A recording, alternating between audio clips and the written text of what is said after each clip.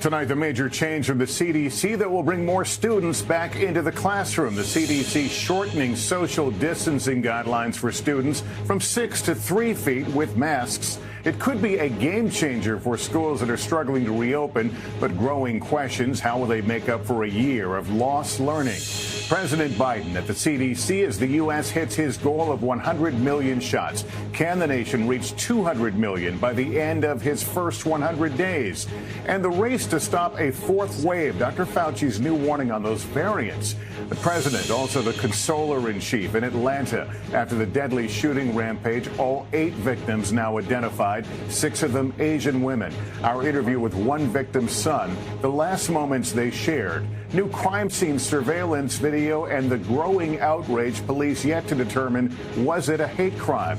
The Homeland Security chief on the border as we go inside the camp where migrant families have waited for asylum for over a year.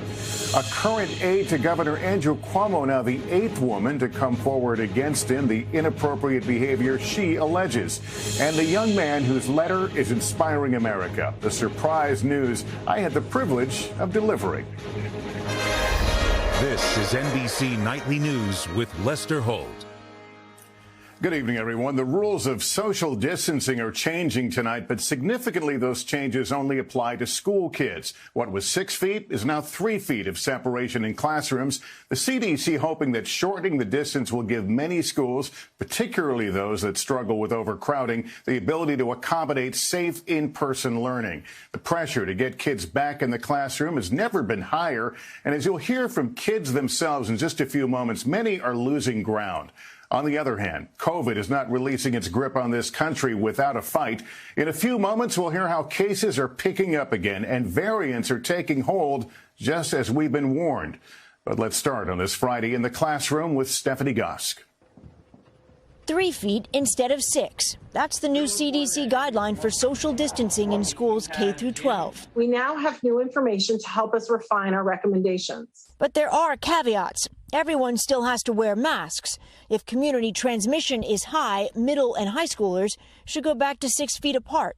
And the new recommendation does not apply to teachers and staff, who should still maintain distance from other adults and students. But federal officials say the change should help school districts open classrooms, as long as other safety measures like hand washing and testing are in place. I'm hopeful that we are turning a corner on this pandemic. Getting our children back to school in-person instruction as soon as possible is a critical first step in doing so. As the damage done from a year of remote school becomes clear. What's been the toughest part for you?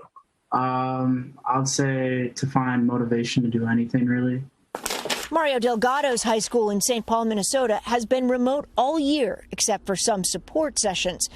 He goes back to in-person learning in April. A lot of the times I don't even get up from bed. If I really do pay attention, I'm not really learning anything. Is it tough to hear him talk like this? For a mom, it's got to be hard to hear all this. It is. It's really hard. And I'm really sad and a little afraid that when he goes into college, there's things that he didn't get this year. The effect of remote learning was felt immediately in St. Paul. In the first semester, 31% of middle and high school grades were failing. Were you hearing stories from your teachers about kids who were really great students who just kind of fell off a cliff here? I was hearing that from teachers, from parents, but I was hearing it from students too. I had many students reach out to me personally and say, listen, superintendent, I'm an AB student and this isn't working for me. But the problem isn't just the academics. In San Francisco, where the whole system remains remote, one children's hospital says it is seeing a spike in mental illness, including eating disorders and suicide. Viola Boitoni's son is a junior in high school. His grades have plummeted. After really trying to work on the academic part, things got so dire that we had to start worrying about his mood, really. We had to take him out of the city for a while. She wants her son back in the classroom, as do the parents who took to the streets this month in protest, blaming the school district and the ongoing fight with the teachers union. And I think that our board and our district are out of touch with how much children are suffering. Getting schools to reopen hasn't been easy. Making up for a year of lost learning and isolation could be even harder. Stephanie, I have to wonder, do the schools have plans to get students back on track? They do, Lester. Several districts are looking to summer school programs to make up lost ground, while some students and parents we spoke with want more than that. Many families are actually pushing to redo the entire year. Lester? That'll generate some conversations around the dinner table tonight. Stephanie, thanks. As restrictions are relaxed, health officials warn we may be moving too fast here. Can vaccinations keep us ahead of this virus? While more than 77 million have been given at least one vaccine dose, hospitalizations right now are at 33,000. Infections are rising in more than a dozen states. Here's Miguel Almaguer. Tonight, as our nation is reopening and as more Americans are vaccinated, it's virus variants triggering worries of a fourth wave. New infections are climbing in nearly a third of all states, a growing number connected to the UK variant, known as B.1.1.7, which health officials now believe is deadlier. It was a 64% increased risk of death for those with the B.1.1.7. The UK, Brazilian, and South African variant of the virus aren't the only ones of concern. California's homegrown strain is spreading rapidly, found as far away as Hawaii and even Vermont. Still, states are racing to lift restrictions. We want to be safe when we do this. Today, Connecticut removing most capacity limits. In Las Vegas, dozens of shows are set to go on. Even colleges are announcing in-person graduation ceremonies. But in Massachusetts, a troubling sign of how quickly the virus can travel. After 37 people were infected at a cheerleading facility, the cluster of cases spread across 14 different cities. Meantime, in Idaho, the state legislature shutting down for 2 weeks after an outbreak of cases. Today, while boarding Air Force One to Atlanta, the president stumbled twice and fell, but wasn't injured. Once at the CDC, he marked the 100 million vaccine doses given, earlier saying the nation may be able to double that number in the next 40 days. Tonight, the race to open the nation while keeping it safe. Miguel Almaguer, NBC News. We've learned more about the deadly shooting rampage in Atlanta. All 8 victims have now been identified as surveillance video shows the suspect entering one of the spas. The president and vice president were there today to support the community. Blaine Alexander has more. The surveillance video is simply chilling. A suspected gunman walks into Young's Asian Massage, the first stop on his deadly rampage. Later, the chaotic aftermath, police rushing to the door, others watching in disbelief. Lost in the carnage, 8 lives, an Army veteran, a newlywed, a business owner. Delana Yan was out for a spa day with her husband. They were in separate rooms when he heard the gunshots. What do you want people to know about your sister? Everything was family to her. She always wanted people to keep positive, keep moving forward. And still fighting for his life, Alcius Hernandez Ortiz. He called his wife as soon as he was hit. The only thing he said, "I've been shot, please come." She says that she could barely understand him anymore because his voice was starting to fade away. Today in Atlanta, President Biden and Vice President Harris spent their first official trip together, meeting with members of the Asian American community. They've been attacked, blamed, scapegoated, and harassed. It's been a year of living in fear for their lives. On Capitol Hill, a somber silence, and across the country, outrage. What do we want? Justice! Tonight, the suspect's lawyer says in a statement he advised his client to waive his first court appearance, adding, "Our firm will conduct a thorough investigation on his behalf." Now, all eyes on officials as they work to determine the motive and whether to officially label it a hate crime. Blaine Alexander, NBC News, Atlanta. I'm Kathy Park in Duluth, Georgia, where the families of the shooting victims are remembering their loved ones, like Randy Park, who lost his mother, 51-year-old Hyun Jung Grant. He says she was a single mom who worked tirelessly to provide for her 2 sons. Grant worked at Gold Spa, even sleeping there instead of driving the 30 miles back home at night. You told me she worked weeks without breaks. I mean, you're working 4 or 5 months straight, no break, not coming home. Park is now responsible for taking care of his younger brother because the rest of their family is in South Korea. He started a GoFundMe page and is moved by the outpouring of support. Donations are over $1 million and climbing. Her death happening with the growing spotlight on the rise of hate crimes against Asians across the country. What's your reaction to the way that they have handled the investigation into this shooting? You can't say that this isn't racially motivated. You don't kill 8 people on a bad day. let alone one. How often would she tell you that she loved you? Every night. Every night before she goes to bed, she calls me or my brother. Tonight, a young man sharing to the world the importance of holding your loved ones close. Kathy Park, NBC News. In just 60 seconds, a new claim of sexual harassment against Governor Andrew Cuomo, this one from a current staffer. We're back now with breaking news about another claim of sexual harassment against New York Governor Andrew Cuomo. Ann Thompson now with late details. Tonight, a new accusation against Governor Andrew Cuomo, this time from current aide 33-year-old Alyssa McGrath, telling the New York Times Cuomo would ogle her body, remark on her looks, and make suggestive comments to her and another aide. New York Attorney General Tish James tight-lipped today about how many women have come forward to accuse Cuomo. Unfortunately, I cannot give you a number. The 63-year-old Democrat fighting for his political life. McGrath and 7 younger women now publicly allege inappropriate behavior or sexual harassment. Lindsay Boylan, the first to make allegations, telling the New Yorker more about her experience as a Cuomo aide.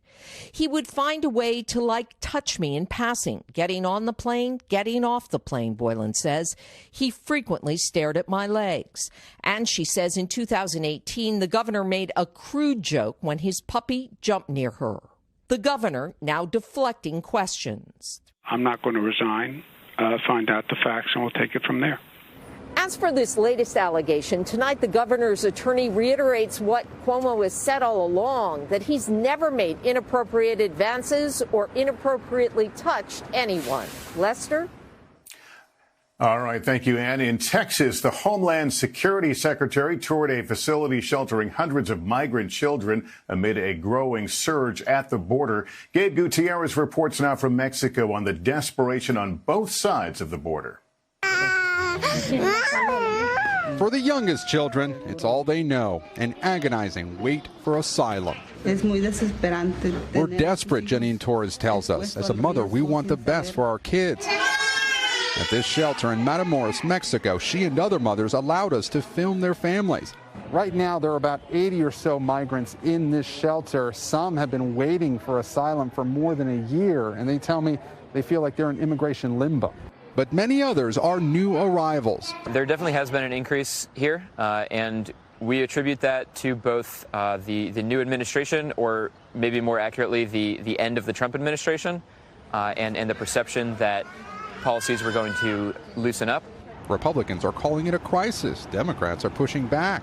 And Texas's governor now says there's been a COVID outbreak at this HHS children's facility we toured in 2019.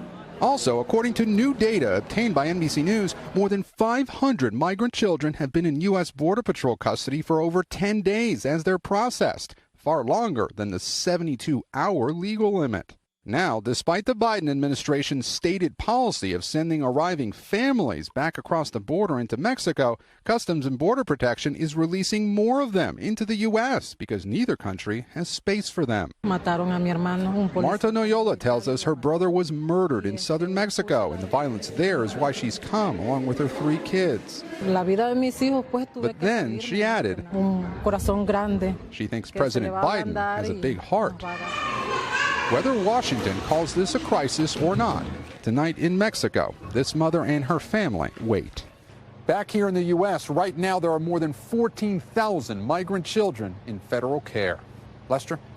All right, Gabe, thank you. Now to the deadliest week in Myanmar following the military coup, the country bracing for more clashes this weekend. Our Keir Simmons has more. In Myanmar, protesters are dying for democracy. 9 reportedly killed just today. The economy shut down. In footage from the front line, Molotov cocktails launched across barricades before protesters flee security forces, who are accused of firing live rounds at demonstrators. The first to die after the coup, a 20-year-old woman. In disturbing video, there's firing before she falls to the ground. That was February. President Biden condemned the military days later. The military must relinquish power it seized and demonstrate respect for the will of the people. The military junta's response? Fresh charges this week against detained civilian leader Aung San Suu Kyi And funeral after funeral, more than 200 now dead, including this man's son. He says the police shot right into his heart. Both China and Russia have prevented condemnation of Myanmar's military at the UN. Another challenge for President Biden. Lester? All right, Keir Simmons tonight. Thanks. Up next, the stress of the pandemic and ways to cope. As you may have learned, pandemic stress is having a lot of negative impacts, but some top experts are offering ways to cope. Kate Snow with our America Under Pressure report. This is what choral singing successfully looks like. For Amanda Sprouse, the hardest part was losing the joy of teaching choir in person. I just felt like I wasn't me anymore. LaShanta McQueen went from active duty in Korea to living with her parents. I didn't really hit a severe low until maybe the end of July. And that was from just the eating, the constant drinking, like laying in bed. Like 42% of adults in a new American Psychological Association study, LaShanta and Amanda gained weight during the pandemic. What the study shows is that Americans are experiencing a lot of stress, that they may not be aware of that stress, but it's showing up in their behavior. Adults who gained weight packed on an average of 29 pounds. More than half of adults say they're less physically active than they wanted to be. 2 out of 3 are not sleeping right, and nearly 1 in 4 reported drinking more alcohol. And I said to myself, you have to make a change. You cannot live this way. And then I saw Deanne's post. Last April, Deanne Stull created a Facebook group called Slim and Sassy. Out, in, out, in. Every day, she posts a workout and inspiration for hundreds of women, including LaShanta and Amanda. It just blows my mind how a Facebook post holds so many of us accountable every single day. The American Psychological Association recommends setting specific goals and creating routine. And don't go it alone. Find an accountability buddy. Feeling good after a whole day teaching? Amanda has lost 20 pounds. LaShanta lost 30. I see LaShanta commenting that she did like 3 workouts, and I'm like, you go, girl. Inspiring each other on a healthier path. Kate Snow, NBC News. Up next for us tonight, his letter asking for a job was read by millions. The surprise news I was able to share with him. Finally, he knows his strengths and he knows his weaknesses, and he laid them all out there for future bosses to see, capturing our attention and much more. Dear future employer. A handwritten cover letter posted to LinkedIn. My name is Ryan Lowry. From a young man. I am interested in a job in animation. A simple request, looking for a step into the future. I don't learn like typical people do. I would need a mentor to teach me, but I learn quickly. Once you explain it, I get it. Ryan Lowry, the letter's author, has autism. I have clear handwriting, and it makes me... it's personable. After he posted the letter, it went viral, viewed nearly 7 million times, sparking reaction from the autism community and beyond.